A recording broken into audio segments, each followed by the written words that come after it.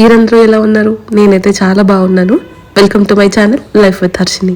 ఉదయాన్నే లేచి బయటకు వస్తే ఇలాంటి పీస్ఫుల్ మ్యూజిక్ వినిపించింది. నాకైతే ఫుల్ గా కోల్డ్ చేసింది. అయినా మన పనులు అయితే ఆగవు కదా.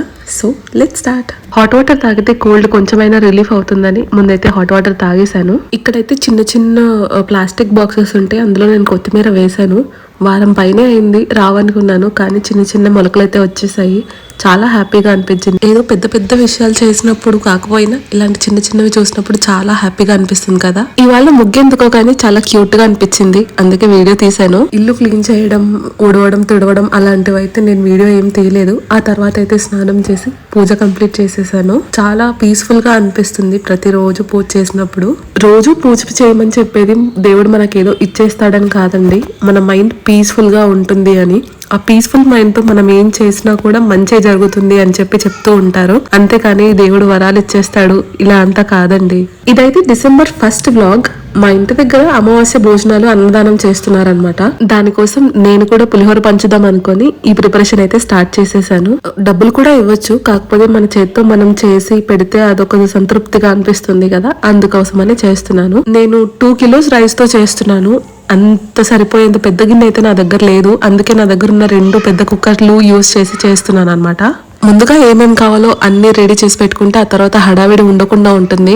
మీకు పర్ఫెక్ట్ మెజర్మెంట్స్ కావాలి అంటే కింద కమెంట్ సెక్షన్ లో కమెంట్ చేయండి, నేనైతే ఇంకో వీడియో తీసి పెడతాను. నేనైతే 2023 నుంచి చేస్తున్నాను, కాకపోతే నెలలో ఏదో ఒక 2 Saturdays చేసేదాన్ని. కాకపోతే ఇప్పుడు ఇక్కడ అన్నదానం స్టార్ట్ చేశారు కదా, ఇక్కడ అయితే ఇంకా ఎక్కువ మందిగా తింటారు కాబట్టి ఇక్కడ చేయడం స్టార్ట్ చేశాను. పులిహోర చేయడం ఈజీనే కానీ చాలా టైం టేకింగ్ అండ్ ఓపిక కావాలి. కానీ కంప్లీట్ అయిన తర్వాత టేస్ట్ చేసినప్పుడు మాత్రం ఆ కష్టం అంతా మర్చిపోతాము, అంత టేస్టీగా ఉంటుంది. నా పెళ్ళవ్వక ముందు వరకు ఇంత పెద్ద వంటలు చేసింది అయితే ఎప్పుడూ లేదు. ఇన్ఫాక్ట్ మా అమ్మ ఇంట్లో లేకపోతే ఎక్కడికైనా ఊరు వెళ్తే తప్ప నేను వంటింట్లో కూడా వెళ్లేదాన్ని కాదు. అసలు చాలా గర్వంగా అనిపిస్తుంది. ఒక అమ్మాయి లైఫ్ లో పెళ్ళైన తర్వాత చాలానే చేంజెస్ వస్తాయి. అది హస్బెండ్ వల్ల అవ్వచ్చు, ఇన్లాస్ వల్ల అవ్వచ్చు, సిచ్యువేషన్స్ వల్ల అవ్వచ్చు, లేదంటే ఆ సెన్స్ ఆఫ్ రెస్పాన్సిబిలిటీ వల్ల కూడా అవ్వచ్చు. ఆ మార్పు ఆ అమ్మాయి ఇండివిజువల్ గ్రోత్ కోసం ఉండాలి, కానీ తనను తగ్గించేలాగా అస్సలు ఉండకూడదు. చాలా మంది ఆ అమ్మాయి మొరాలిటీ తగ్గిపోయేలాగా చాలా మాటలు మాట్లాడుతూ ఉంటారు. ఆ మాటకొస్తే అమ్మాయిలనే కాదండి, అబ్బాయిల్ని కూడా అలానే మాట్లాడతారు.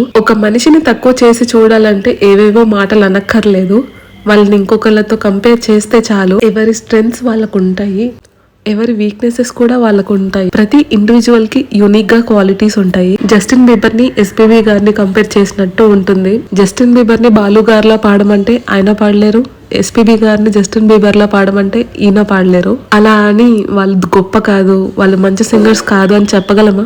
లేదు కదా. ఈ కంపారిజన్ అనేది మనం చిన్నప్పటి నుంచి ఇంజెక్ట్ చేస్తాము, కాన్షియస్ గా కాకపోయినా మనకు తెలియకుండా అలా జరిగిపోతూ ఉంటుంది. ఇప్పుడు చాలా మంది అడుగుతూ ఉంటారు, నీకు అమ్మ అంటే ఇష్టమా, నాన్న అంటే ఇష్టమా అని.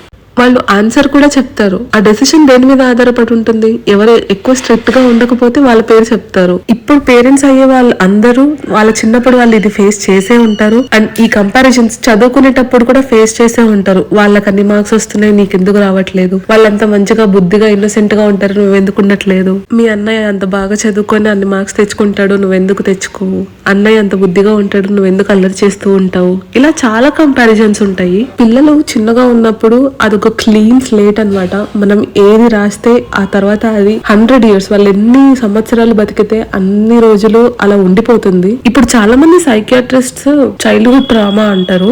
ఏదో పెద్ద యాక్సిడెంట్ జరిగితేనో పెద్ద ఇన్సిడెంట్ జరిగితేనో ఆ చైల్డ్హుడ్ ట్రామా అలానే ఉండదు. ఇలాంటి చిన్న చిన్న విషయాలు ఫ్రీక్వెంట్ గా జరిగినా కూడా చైల్డ్హుడ్ ట్రామా అలానే ఉండిపోతుంది వాళ్ళకి. ఏంటి ఇంత చిన్నదానికే ట్రామా, ఇంత పెద్ద పదాలు ఎందుకు అని అంటారు. మీకు తెలిసి మీరొక్కరే అడుగుతున్నారు, కానీ ఆ అబ్బాయికి ఎంతమంది అడుగుతున్నారో మనకైతే తెలియదు కదా. సో మన చైల్డ్హుడ్ ఒక అద్దం లాగా మన అడల్ట్హుడ్ ని రిప్రజెంట్ చేస్తుంది.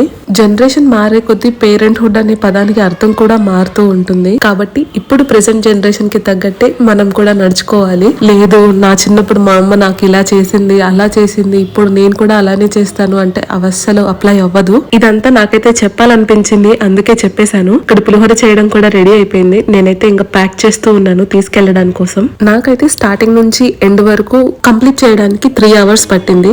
అక్కడ వీడియోస్ అయితే పెద్దగా ఏమీ తీయలేదు, జస్ట్ కొంచెమే తీసాను. ఈ తాతగారు నేను అక్కడ వీడియో తీస్తూ ఉంటే నన్ను తీవా అని అడిగి మరీ తీయించుకున్నారనమాట.